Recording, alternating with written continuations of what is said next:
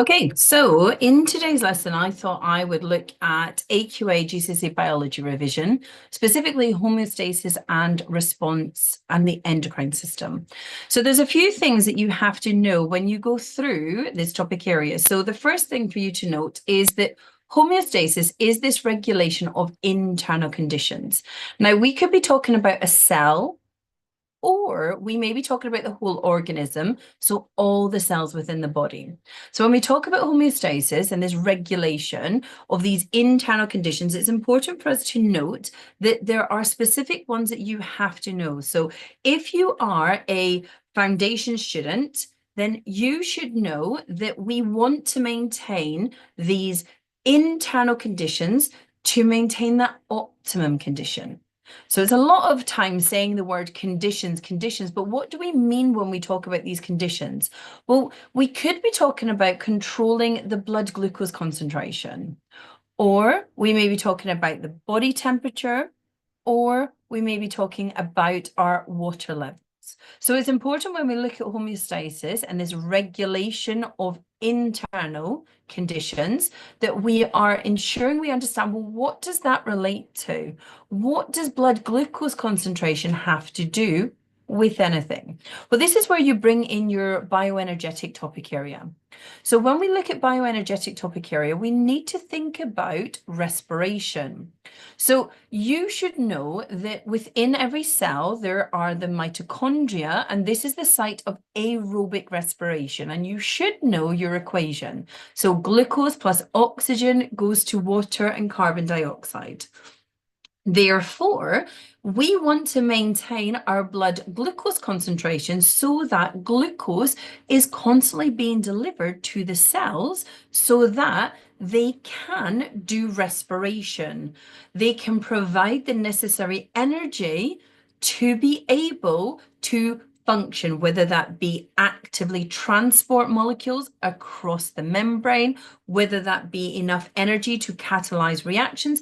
It just depends. So what we require is we require energy, and therefore we release the energy through the process of respiration. So we need to ensure that our blood glucose concentration is controlled.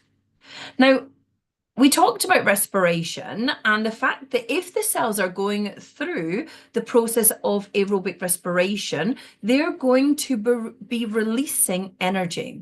Well, that energy that they're releasing, that is going to obviously heat up the body temperature.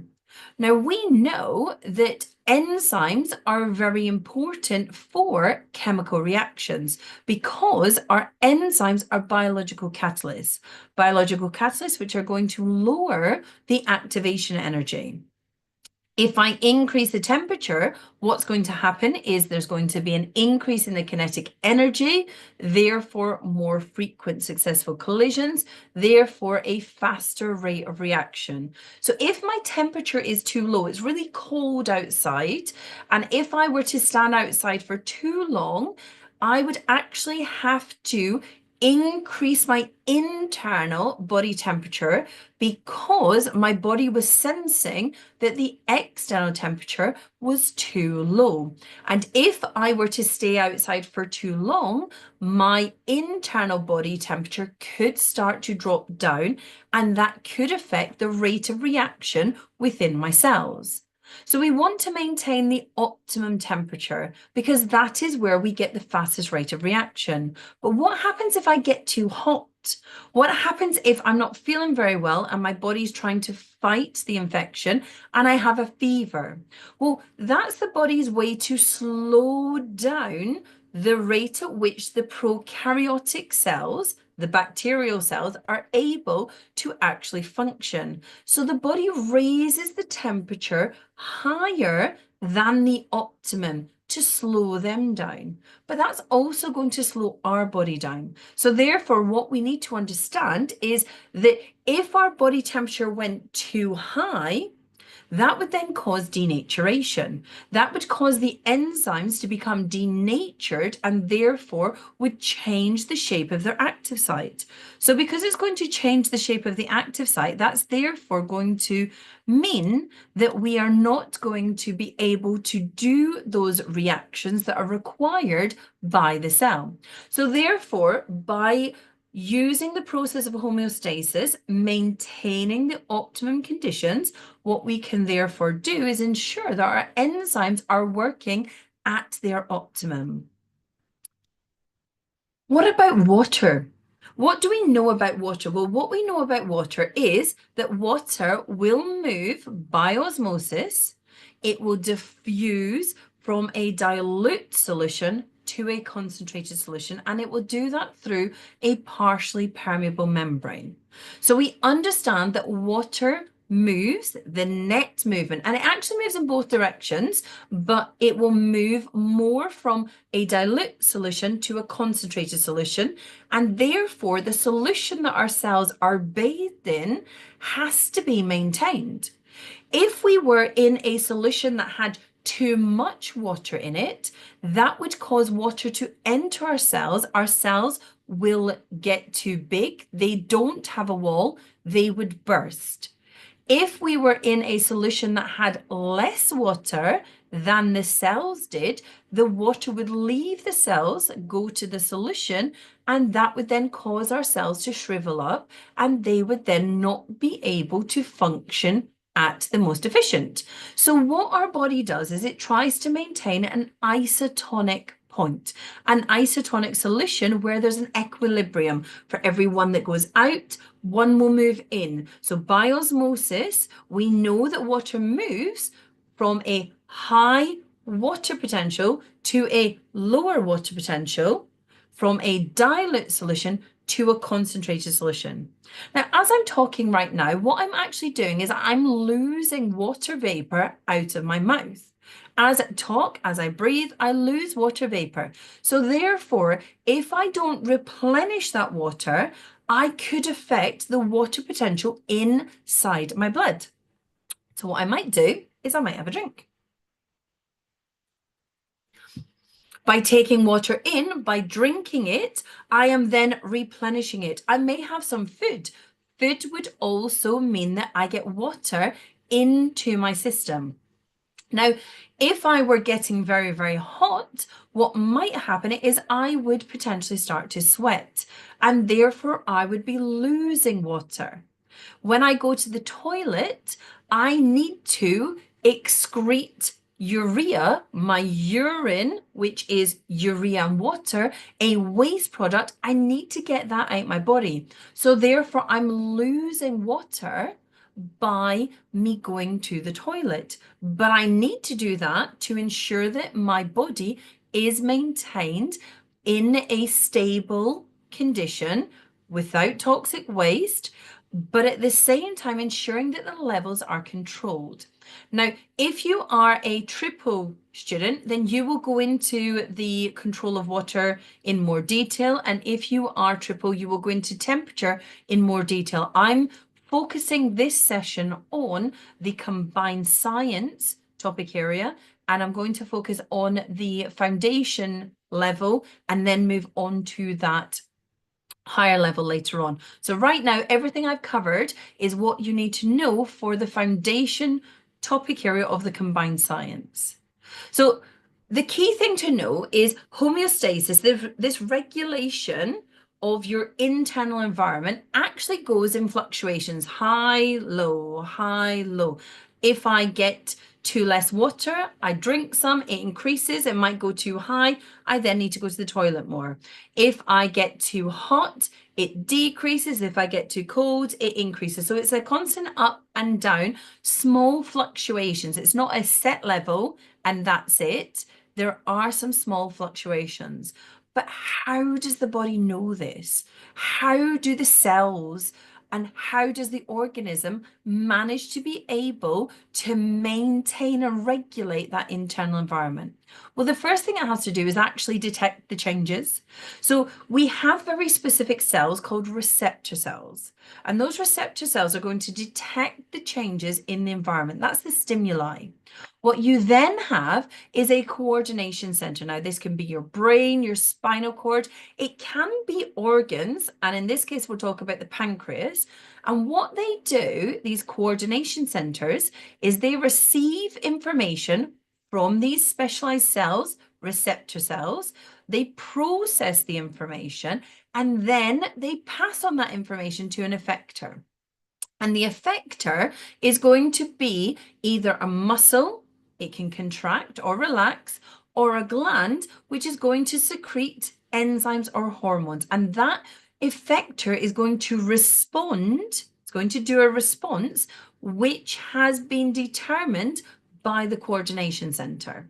So you detect the change, you then coordinate what needs to happen, and then the effector carries out the response. So you should know about the endocrine system, and you should know that it's composed up of lots of different glands, and those glands secrete chemicals called your hormones. So the one that I'm interested in today is the pituitary gland, which is the master gland.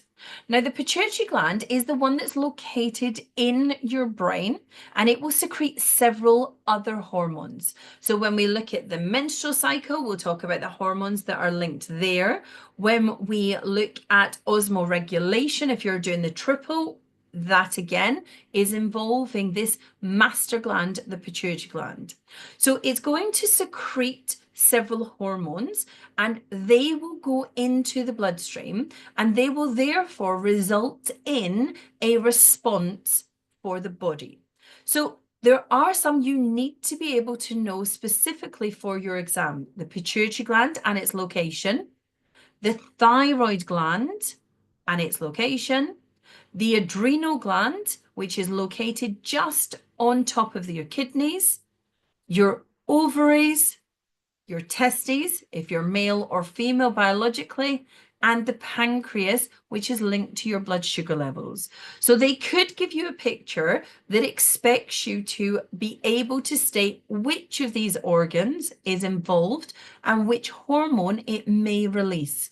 Now, depending on your foundation or higher level, depends on which ones you need to know. So we're going to start with the foundation knowledge, and then I'll move on to the higher level knowledge. So we have our pituitary gland, and our pituitary gland we know is going to secrete these hormones into the bloodstream. The next thing that needs to happen is the bloodstream is going to be moving around the body.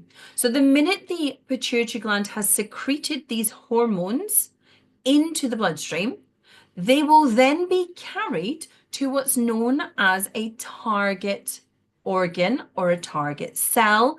In this case, we're going to the target glands. So the pituitary gland secreted the hormones. The hormones then traveled in the bloodstream until they got to the target gland. Now, there'll be different types of hormones that are secreted, and therefore different glands will be affected because they will have different receptors for those hormones. But it's important that you note that the pituitary gland is secreting those hormones. The target gland is the gland that is going to be affected by the hormone that has been secreted. Now, hormones are slow. They are slow acting, however, they last for longer. So there are some which are fast acting, which come, for example, from the adrenal glands. If we're talking about adrenaline, as you will do at the higher level paper, adrenaline is a fast acting hormone, but the majority of the hormones are slower, especially when we look at them with regards to comparison to the nervous system. And I'll do a whole other video on the nervous system at another point. Okay, so let's look at what happens with regards to your blood sugar levels. So if you have high blood glucose concentration, and that is detected by your receptors in the pancreas, it is going to result in your pancreas secreting insulin into the bloodstream. Why was it a problem if we had high blood glucose concentration? Remember, that affects our osmotic potential. It affects our concentrated solution of our blood. So we need to ensure that we either remove the solute out of the solution, or the water will move in to dilute the solution. We don't want water to leave our cells. So therefore, when we have high blood glucose concentrations, we will release insulin. That insulin will then bind to receptors on our target cells. Now, these are virtually all over our body cells. And what's going to happen is our body cells, our liver, every cell within the body is going to have that insulin bind to receptors on the cell's membrane. That will then mean that the cells will be able to move glucose into their cells. So the glucose is moved out of the bloodstream and into the cell, therefore lowering that blood glucose concentration. So once we've moved the blood glucose into the cells, what then happens inside the cells? Well, the cells can either use that glucose in cellular respiration. Now, that brings in your bioenergetic topic area in the fact that you should know that glucose can be oxidized in a reaction, and if there is oxygen present, it is aerobic respiration. It is a complete oxidation reaction. And what we get at the end is this release of energy. That energy can then be utilized within the cells for whatever necessary process that need to happen. So glucose being removed from the bloodstream can either be used in cellular respiration to release energy, or what might happen is if the cell doesn't require the glucose for respiration, it will still need to remove it from the bloodstream. And therefore, what can happen is in very specific cells like your liver and your muscle cells, any excess glucose will be converted into a larger molecule called glycogen. So what we're doing is we're taking that glucose and we're storing it for a later date. If you've not had any breakfast this morning, you might be feeling a bit hungry, your belly might be rumbling, but actually your blood sugar levels are being maintained at the necessary level so that your cells can function at their optimum. And that is the process of the fact that we stored it for a later date. And I'll talk about what happens to remove it from that storage, because that is higher level only knowledge. But right now, if you're a foundation candidate, you should know that you have the glucose levels went too high in your blood. The insulin was secreted by the pancreas. The insulin then binds to the cells, and then the cells remove the glucose, use it in respiration, or convert it into glycogen. So that's what you have to know. The insulin doesn't do the conversion. The cells do the conversion. So be very careful in how you describe that. So what we have to understand then is our blood sugar levels get too high. Our pancreas is going to therefore secrete the insulin. Well, if you are a type 1 diabetic, unfortunately, your pancreas cannot produce enough insulin. If you're not producing enough insulin, therefore, what that's going to result in is that you have a high blood glucose concentration.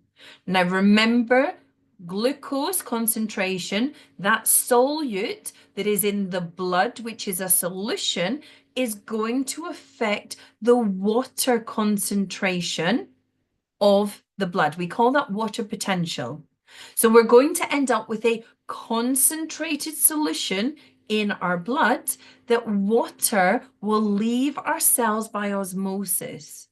If you are type 1 diabetic, that is not a good thing. So therefore, what your body has to do is your body needs a way of removing the glucose out. And how did that happen? Well, it happened with insulin. But you're not producing the insulin. So instead, you would inject insulin into your bloodstream.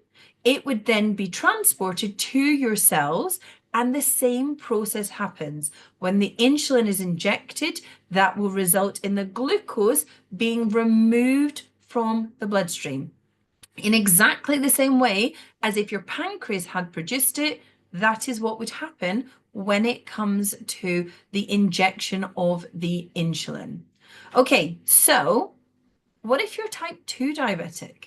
So type 1, you don't produce enough insulin. With type 2, it's completely different. It's different in the fact that what you have is you will actually have that the body is not responding this time to the insulin. So your body cells, those receptors, can no longer respond to the insulin. That therefore means that you're going to end up with a high glucose concentration within your blood.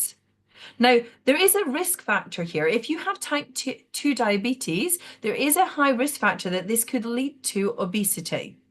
So what should you do as a form of treatment if someone is type 2 diabetic? Well, injecting them with insulin isn't going to do anything because actually they're producing insulin.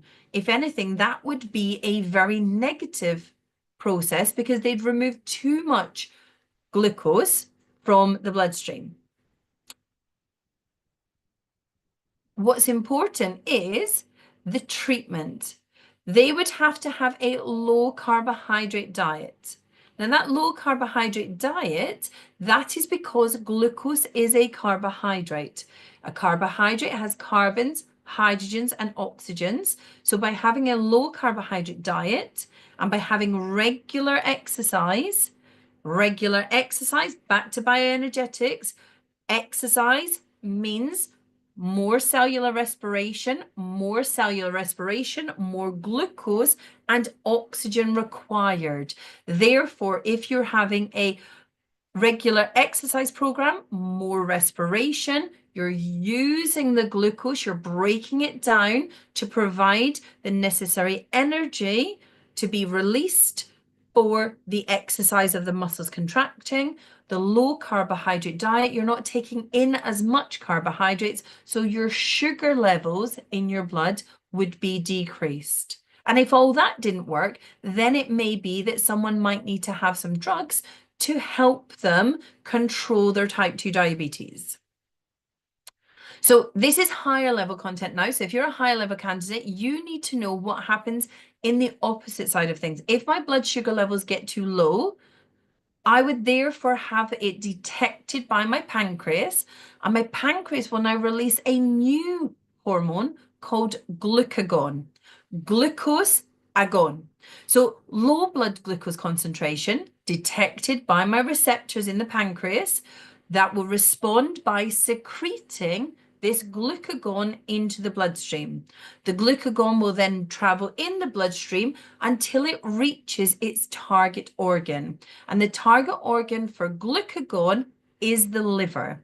So what happens is when that glucagon reaches its target organ, the glucagon binds to receptors at the liver, and that then causes the liver to break the glycogen down into glucose. The glucose can then be released back into the bloodstream, raising that blood sugar level. So it's important that you know the difference between your insulin bringing the glucose into the cells or the glucagon releasing the glucose out of your cells. So I hope you've found this useful, and if you have, then please do click on my like button and subscribe to my channel. I will keep making more videos of these, and I will do a video solely on the extra parts that are needed for higher level candidates.